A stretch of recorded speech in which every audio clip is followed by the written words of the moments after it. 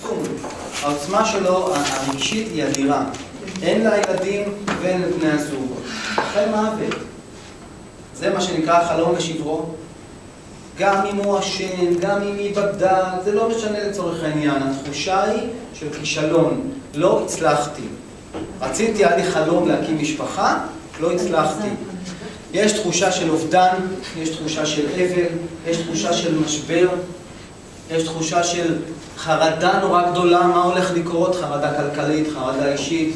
נכון שיש כאלה שאומרים, אני מחכה לרגע הזה לצאת מהסיוט הזה, שהזוגיות שלי כל כך קשה. כשהם שם, המשבר הוא קשה. ואני רואה כל מיני תגובות לגירושין. יש כאלה שיום אחרי מתחילים לחגוג ולצאת ומסיבות, פתאום חוזרים לגיל 16, אופס, פתאום זה נרקע. האסימון נופל, הם מתחילים להיכנס לשלב של אבל, אובדן, אפילו דיכאון, כי מתחילים להבין מה מצפה להם. יש כאלה שמהרגע הראשון, אני אפילו ממליץ לאנשים, אני אומר להם, אל תרוץ לחגוג יום אחרי. למה? תעכל, תאבד, כן? באלף ובעין, תרשה לעצמך לעבור את המשבר הזה, לאבד אותו, ואחרי זה תתחיל לבנות את החיים שלך, לא יום אחרי. אגב, זה ידוע שגברים הם יותר תלותיים, לא מחדש לכם.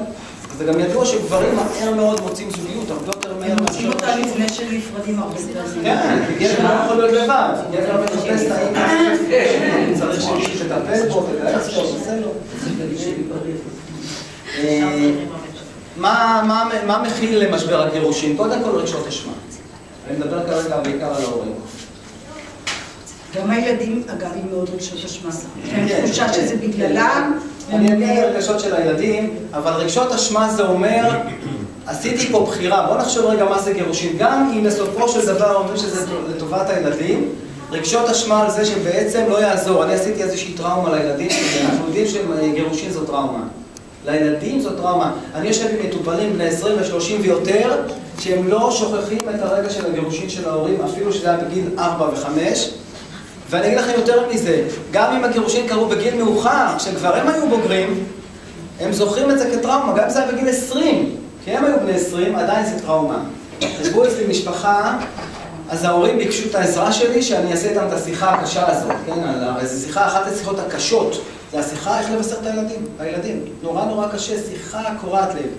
בני הזוג יושבים ואמורים להגיד לילדים, חבר'ה, תראו, אנחנו לא מסתדרים, זה לא קשור אליכם, אנחנו החלטנו לפרק, אנחנו כבר לא אוהבים יותר, שיחה קשה. הם ביקשו לעשות את זה אצלי במשרד, ונפגשנו, ואז האמא אומרת, מתחילה לדבר, יושבת הנערה מתבגרת, ומה היא אומרת לאמא? תודה לאל סוף סוף.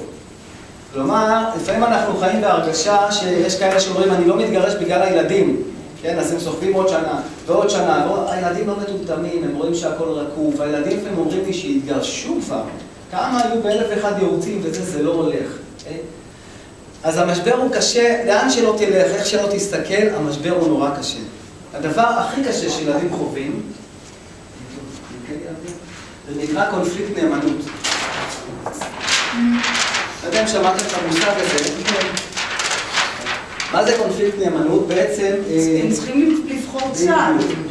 וההורים גורמים להם לבחור צד. בדיוק. הרבה פעמים.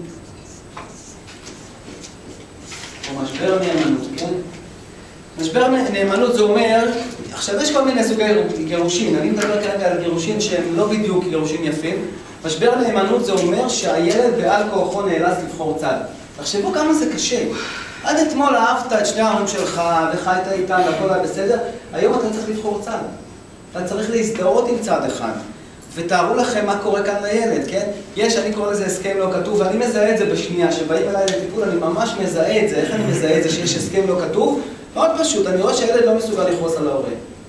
הוא לא מסוגל, יש הסכם לא כתוב, האבא או האמא עושים איתו איזשהו הסכם. מה זה אומר ההסכם?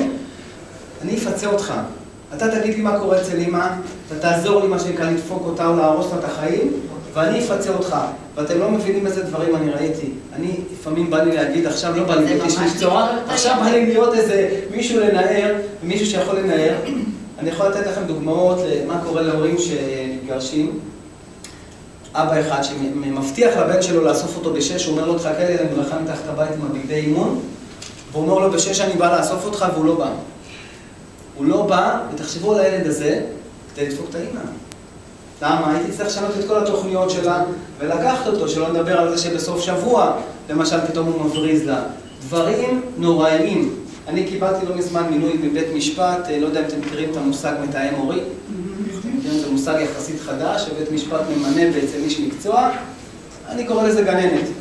כי היום בני זוג לא מסתדרים, אז אתה רצה להסיע את הילד?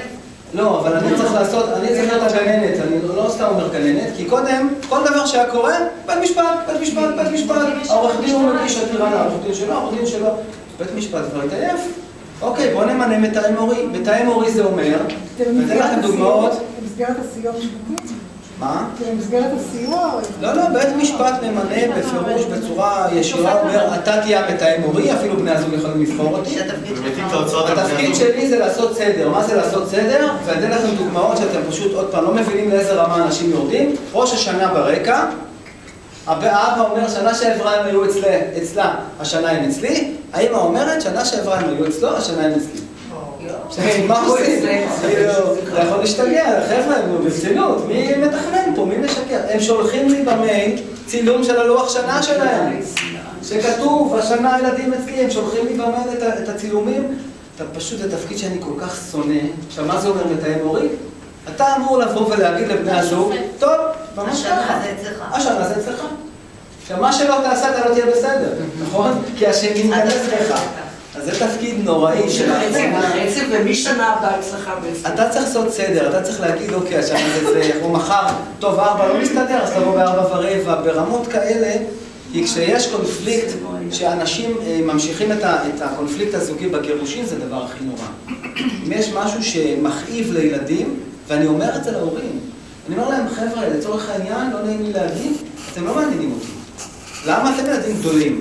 אתה הולך לעבודה, את יש לך דייט, אתם חיים, תלכו לטיפול פסיכולוגי, לא יודע מה. מה קורה עם החבר'ה למטה? תחשבו על הילדים, אין פה ילדים. עכשיו, מה הכותרת הכי גדולה שלהם? אני עושה את זה בשביל הילדים. מה הם עושים בשביל הילדים? עושים את המלחמה על גב הילדים.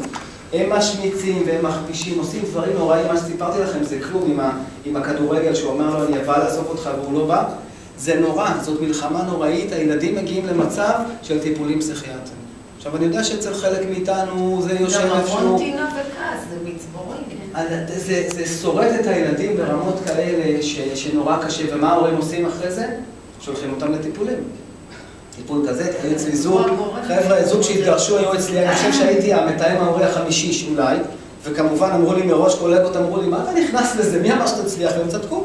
לא הצלחתי.